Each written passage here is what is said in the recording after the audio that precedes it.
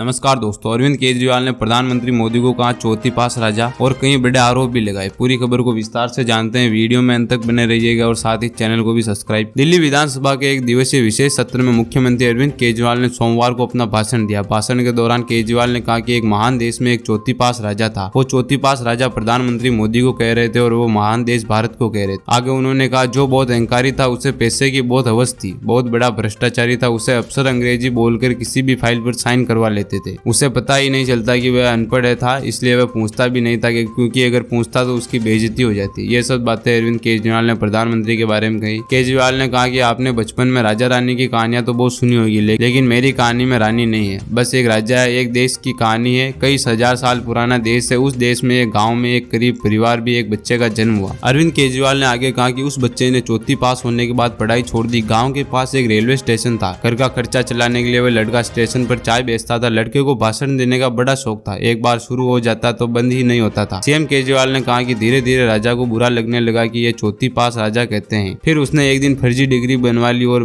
बोला कि मैं एमए हूँ। लोगों ने कहा कि ये तो गलत है, तो आरटीआई डालनी शुरू कर दीजिए। आरटीआई डालना तो उस पर 25,000 रुपए का जुर्माना जरूर लगाया। केजरीवाल ने कहा कुछ लोगों ने चौथी पास राजा को आइडिया दिया, नोटबंदी करवा दो, भ्रष्टाचार खत्म हो जाएगा। भ्रष्टाचार तो खत्म नहीं हुआ, लेकिन देश 20 साल पीछे चला गया। किसान कानून पास कर दिया तो किसान सड़कों पर आ गए। 750 मौतें हो गई। इससे पहले तुगलक राजा था, वो भी ऐसे ही कुछ फालतू करता था। क्या लगता है, अरविंद केजरीवाल को प्रधानमंत्री के बारे में ये सब बोलना चाहिए था या नहीं? कमेंट करके बताएं। और आपकी फेवरेट पार्टी कौन सी है ये भी कमेंट करके बताएं और साथ ही चैनल को भी सब्सक्राइब करें।